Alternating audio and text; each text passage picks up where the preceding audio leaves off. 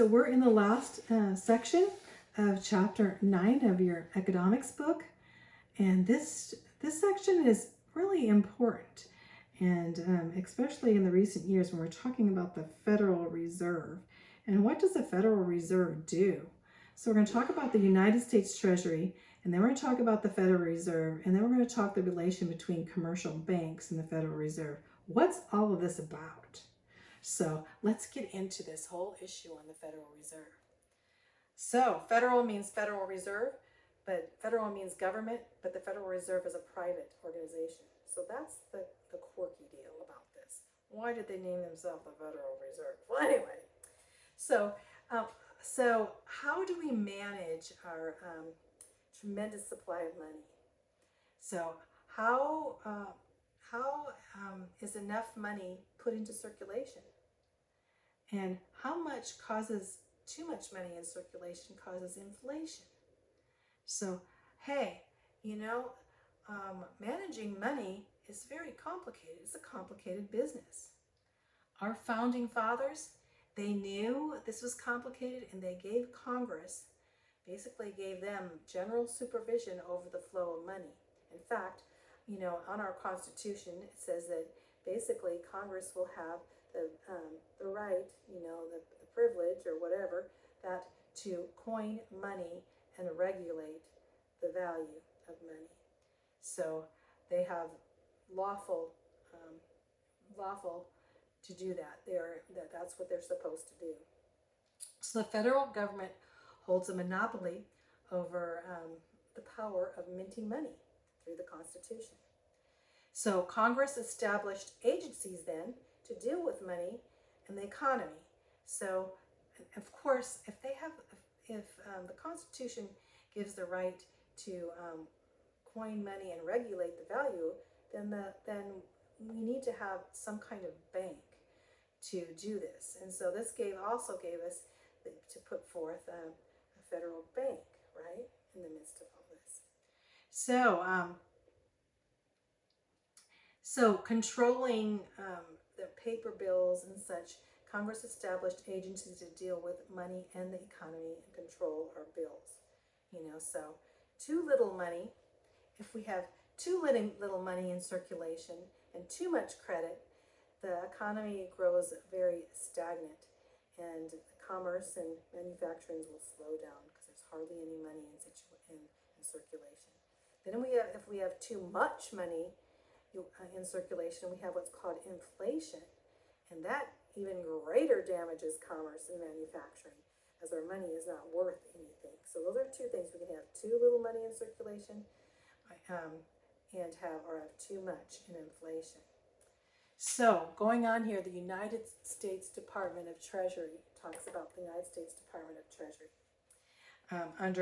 First under President Washington. It was set up under President Washington with Alexander Hamilton. So Alexander Hamilton was the first Secretary of Treasury of the United States of America. So they set forth the source of the American monetary supply in minting coins. The Bureau of Mint that's where they make coins. And then they set forth not only the Bureau of Mint, but the Bureau of Engraving and Printing. And they would start printing paper notes through the governments. The Bureau of Mint, and then the Bureau of Engraving and Printing. And this would be part of the United States Treasury, where the United States could coin and print money. And later on, they would basically call in Federal Reserve, these money, the paper money, they would call Federal Reserve notes, and they'll deliver it. So basically they're minting and making this money, but then they're delivering it to this organization now called the Federal Reserve for distribution of money. So let's talk about how they do that. So it's a network. The central banking network is called the Federal Reserve, but in spite of its name, it's not with the federal government at all. It's a private agency. So the Federal Reserve System is a centralized banking network not under the authority of the federal government, despite its name, nor are thousands of banks and members in the nation. They're not under, nor are the thousands of banks and members of the nation. So what I'm saying, let's go on to the next page and I'll show you. Okay. So the Federal Reserve is our central banking system. It's not under the authority of the federal government, despite its name. And the thousands of banks and members in the nation, all of our banks, none of them are under our federal government. So an independent agency that does not answer directly to the citizens of the United States is the Federal Reserve. That's pretty crazy because a lot of the Federal Reserve, the members, very wealthy bankers that are not even, citizens of the United States, and they do not have to answer. So that's a problem. That's a big problem that we've had since the Federal Reserve was formed.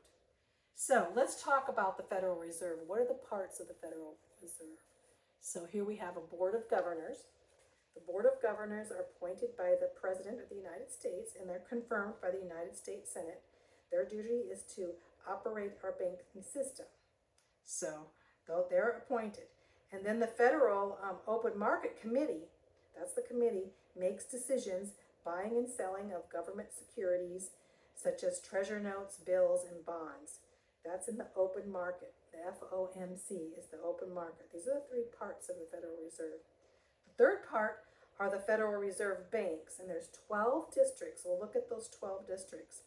And one each, basically comes from the Federal Reserve to that district, and they influence the policy of all these private commercial banks. So the 12 goes from the Federal Reserve to the Federal Reserve bank districts, and then to the private commercial banks that are everywhere, right? So you got that. That's the three parts. We have the Board of Governors, with the Federal Open Market Committee. That's where we get a lot of different people in there that make decisions, buying and selling of government securities, treasury notes, bills, and bonds. The Board of Governors is usually appointed by the United States, or is appointed by the United States, and the United States Senate has to okay it too.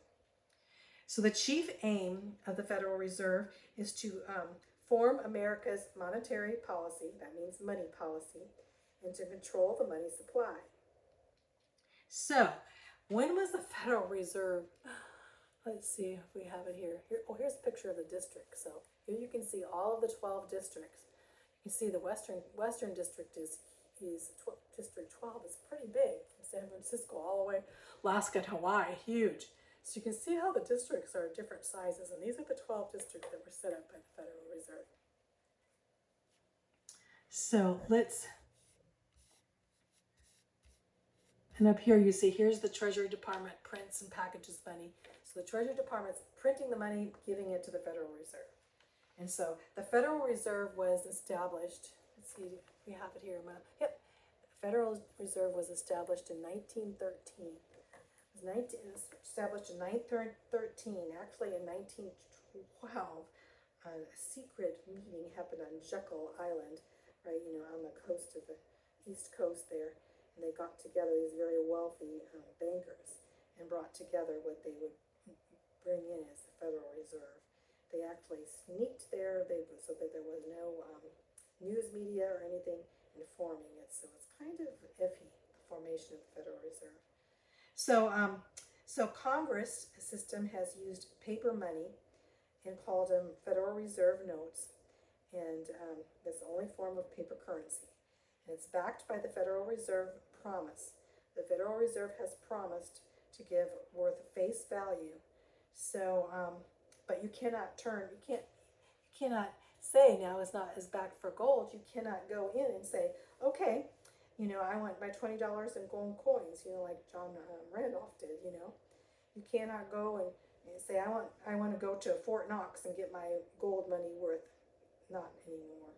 In fact, in 1933, the United States had basically not based its money on gold, the gold standard anymore, since 1933. So let's go on here.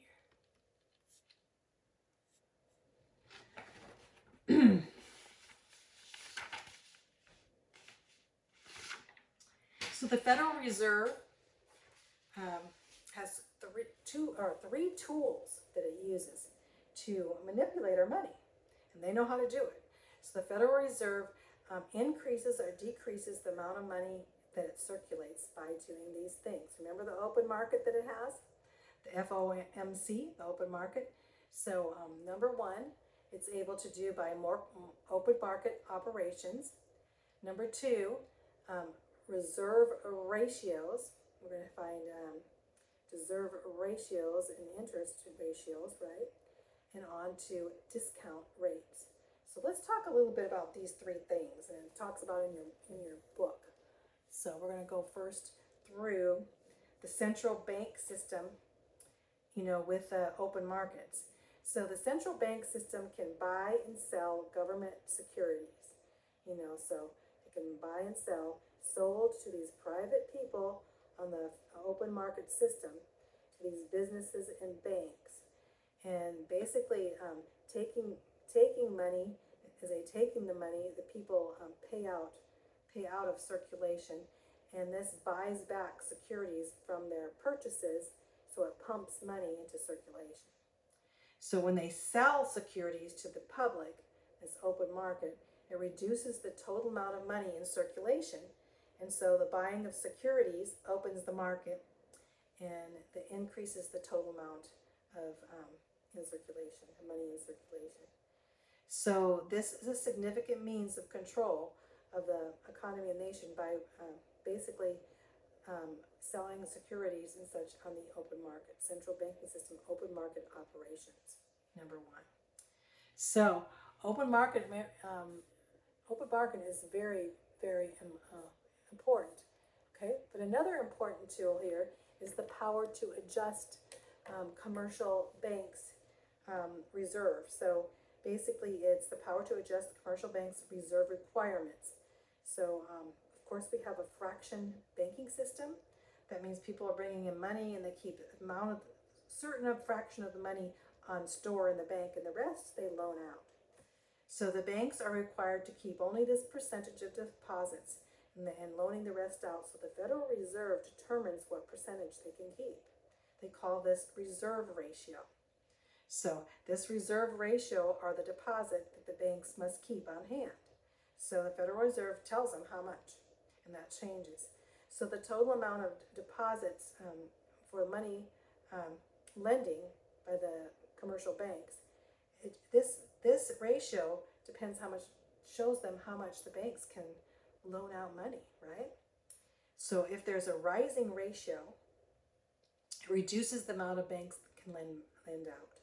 That means, say that they have to keep 20% on hand, then they can't lend out as much. If they are at 10% on hand, they can lend out more money, right? So the rising ratio reduces the amount banks can lend, and the lower ratio has greater freedom. So the Federal Reserve can influence the interest rates that the banks charge to their borrowers by doing this. And so they can encourage more spending in the economy during a recession. Say, okay, we're going to lower the interest rates, and so people are going to spend more money. So they can do this. And they can encourage more spending or they can discourage more spending in a business boom. Say we have a big business boom that's out of hand, then they can discourage by basically this ratio being a lower ratio or higher ratio. So they move the ratio higher, and then the interest rates will become higher, right? So anyway, so just think of, when I think of ratio, that's number two, reserve ratios, that means interest rates are going to move. And the lower your interest rates, if your interest rate is like really small, like 2% or 1%, you're going to go buy houses then.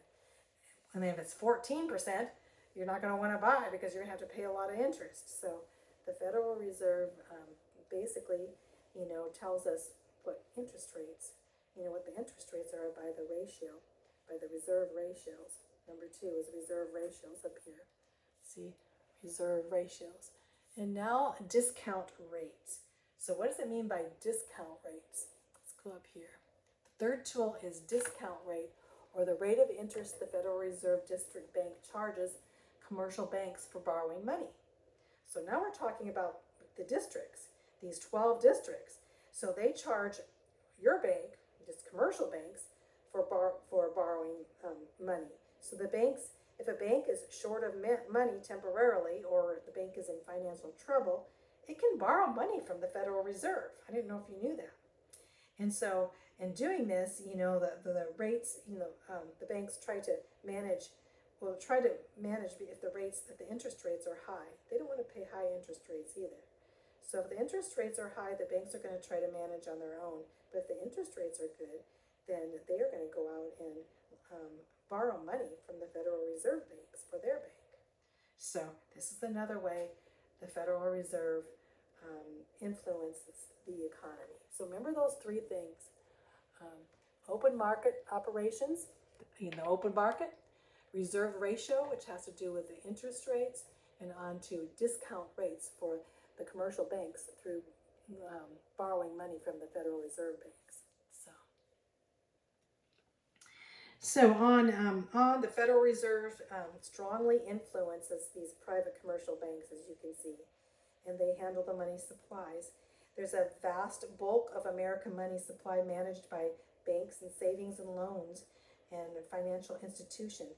All of our banking, not even the Federal Reserve, is really regulated by our government, so which can be kind of crazy in a way. So the Federal Reserve can encourage banks to make more loans. It can increase the supply. They can make an easy money policy.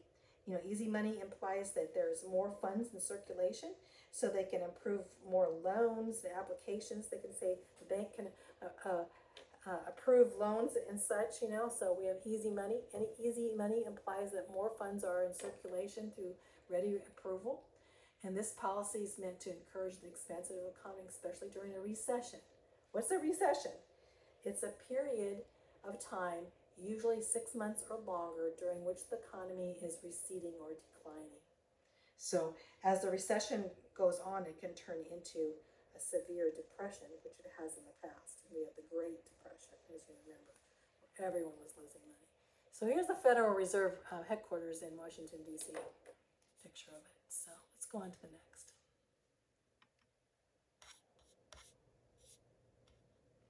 So a recession is when your neighbor loses his job. A depression is when you lose your job. Truman, and President Truman, he said, a recession is when your neighbor loses your job, but a depression is when you lose your job. Everybody loses their job, so depression is much worse, right? So if the Federal Reserve wishes, it can put forth, instead of easy money, it can put forth tight money policy. And this can discourage banks from making new loans. They can say, banks, we don't want you to make loans, so we're going to make it hard. So when you bring in your loans, you're going to put, the tight money implies that most people are not going to be able to get a loan because the interest rates would be too high. So tight money implies that there are restrictions on granting loans. And so it reduces the supply of money. And adopting this happens during inflation. So in inflation, when things are out of hand of inflation, you're going to have tight money.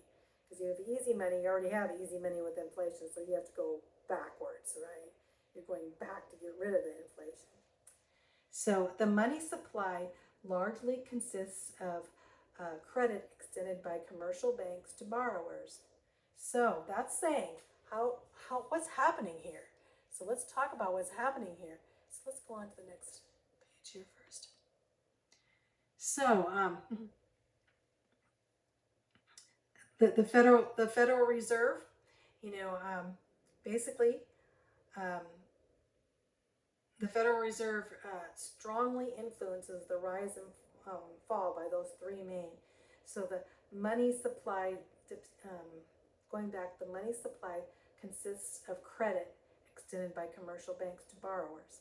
So the more credit is given, so you have more credit given, so it's easier to buy loans, you have more loans, and then you have more money in circulation. And so when you have fewer loans or fewer credits, it decreases the money in circulation. That's just foundation, just to know.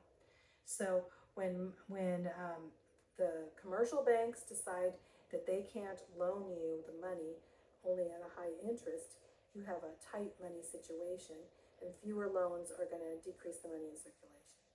And then when you have easy credit, it's easy to get a loan and the interest rates are cheap, you're going to get more money in circulation. Just so you know how it's kind of this big circular thing. So as we know, the Federal Reserve strongly influences all this. So the Federal Reserve can act on a national scale or a regional scale. It can act with the whole country, it can affect the whole country, or it can affect one of those districts. So if they look at one of those districts, let's go back to the district there. Where were the districts? Down here, I think. Maybe it was on this page. Oh, go back to the districts. Right here. So they can say, okay, we're just going to deal with District 10, which is Midwest. And so we're going to have Federal Reserve, we're going to affect the Midwest right now. It's crazy. So we're going to go to that district and we're going to have easy money for that district, for the farmers or something. They can do that. So it's important. Those districts, they can influence the whole country, or they can say, I'm just going to influence that district. So it says the Board of Governors is with the star. It's in Washington, D.C. The Federal Reserve banks are all these districts. Each of the nation's 12 Federal Reserve districts has its own Federal Reserve Bank, and these banks help implement the policies adopted by the Board of Governors, which is located in Washington, D.C. So we went over that. Important to know that. But let's go back here. So, are you concerned? Yeah, it's kind of to be concerned a bit about the Federal Reserve, huh?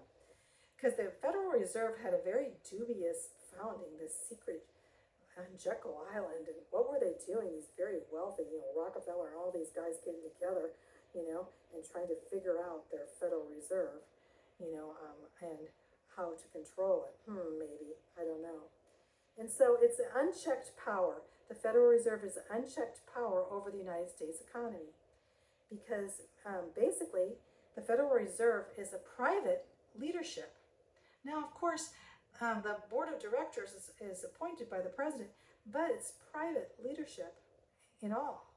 And it's not directly, the Federal Reserve is not directly answerable to the people. So the citizens cannot express their disapproval. You can't say, okay, we're not approving of the Federal Reserve. You can't do that because you're not voting for them. You don't have to vote for Federal Reserve officers. They're just picked, and the officers are just there. The operations, they're all by guys, bankers that we haven't approved of at all. And so, in fact, the Federal Reserve has had a bad history and the point of the Great Depression, because it seems that the Federal Reserve policies have made the country's economy worse, especially during the Great Depression.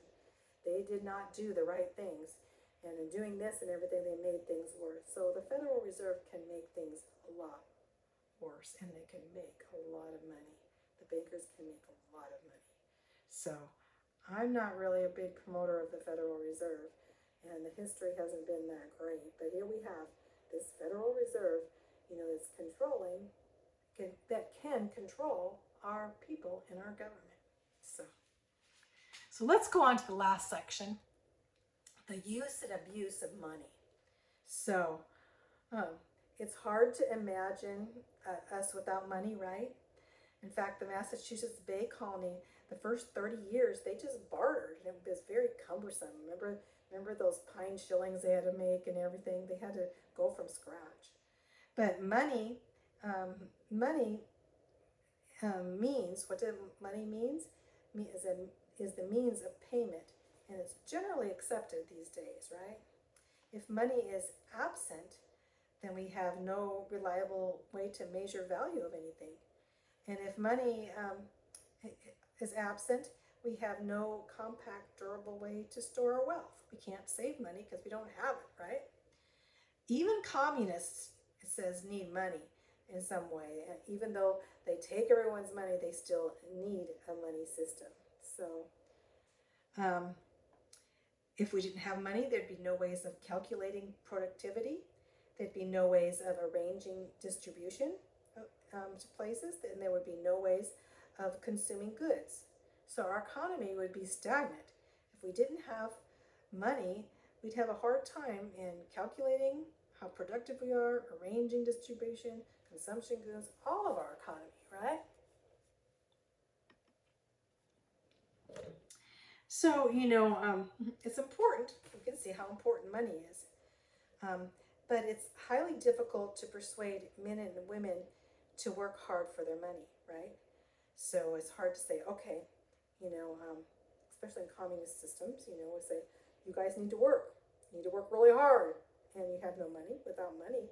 So money is important for rewards. I mean, there's a few that will work for sense of duty, saying it's my duty to work, and I really don't care if I get any money.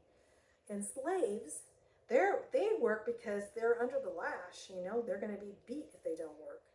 But most labor requires monetary money rewards, doesn't it? So money is important. But most people think they would like to possess a lot of money, don't you? Wouldn't you like a lot of money? $1 million, $1 billion, yeah. So things that we want can be limitless, right? In fact, prophets, poets, moralists, all these in history have basically seen the rise of dangers that are the problems, I should say, that arise from the appetite for money. So, and this tells a case here, and this is a myth, of course. It's called Midas and the Golden Touch. Have you heard of him? So basically, going over, you have this Greek myth of Midas, and he's one of the richest mortal men at that time, and he worships this Dionysus, this god. In the midst of all, this other comes and says, he drags him and they drag him to, and he's all leashed up, and he says, well, if you let me go, I'll give you a wish. And so Midas says, well, yes, I would like to have everything I touch turned to gold. So he gets that wish. And then, of course, everything he touched turned to gold. His clothes would turn to gold. His food he couldn't eat because his food would turn to gold. He couldn't eat his food. And so then he said, you need to take back this fatal gift. I'm going to die. I can't even eat. And so he comes back. He says, okay, here's what you do. Go take a bath in the river Pactolius. And so he went there and he washed in the river. And as he washed, all these little bits of gold dust came off into the sand. And he was free of his curse of that everything he touched would turn to gold. So you really don't want to have a gold touch in that sense, do you? So in fact, some people, everything they touch turns to gold, and it's been a heartache to them. Money has been a heartache. There's the abuse of money, and money has been a heartache to many people. So God's word on money. Let's talk about what God says on money. God's word on money in Ecclesiastic here says, he that loveth silver shall not be satisfied with silver, nor he that loveth abundance of increase. This is all vanity. So the love of money is vanity. And God's word warns against the dangers of excessive desires for money. And then on to Apostle Paul. What does he say about money? He says, we brought nothing into this world, and it's certain we can carry nothing out. Like, what does it profit to gain the whole world and lose your soul, right? And having food and raiment, let us therefore be content. Let us be content for what we have, he says. But they that will be rich fall into temptation and a snare, into many foolish and hurtful lusts, which drown men in destruction and perdition. For the love of money is the root of all evil, while some coveted after, they have erred from the faith and pierced themselves with many sorrows. So money can produce many sorrows, the love of money. So it should be noted that the apostle writes the love of money is the root of not evil, not just money. The apostle is teaching in these verses that not to worship money as if it were an idol. And this was a temptation, even for Jesus. Satan said, Jesus, I'll give you all this and everything. And of course, he says to worship God. But let's go on here with the Jesus' Sermon on the Mount. It says, you cannot serve God and mammon, riches. So we worship a false God when we love money and worship money. So to love a bag of gold is very foolish and a hurtful lust. And that bag of gold cannot return love to you. Money can't buy character. It can't buy honor. It can't buy love. It can't buy peace. All that comes from God. So money and really is quite useless when it comes to those points spiritually. In fact, we read about Robinson Crusoe. Remember we read about Robinson Crusoe? Robinson Crusoe was on a deserted island, and he had all these coins from the ship, but they were worthless when it came because he had no place to buy anything on the island. It was deserted. So money in itself is not worth much, So, and we see that with Robinson Crusoe. Money may buy comfort sometimes. You can become comfortable, but not happiness. The love of money can be turned into a selfish person with the love of money. You can be turned into a selfish, lonely miser, right? Ebenezer Scrooge, right? No happiness, the love of money. Some people commit ghastly crimes for money. They distort and destroy their own souls in doing this. So, as we go here in Proverbs 15 and 16, it says, it's better is little with the fear of the Lord than great treasures with trouble within. A lot of people that have lots of money have lots of trouble to go along with their money, don't they? So it's better is a little with righteousness than great revenues without righteousness. Righteousness is more important. And these scriptures do not condemn wealth in itself, but warn of the dangers of wealth. In Proverbs 16:16, it says, how much better is it to get wisdom than gold, and to get understanding rather than to be than to have chosen more silver. So what's that say? It's better to get wisdom than gold, and rather to get understanding than the choice of silver.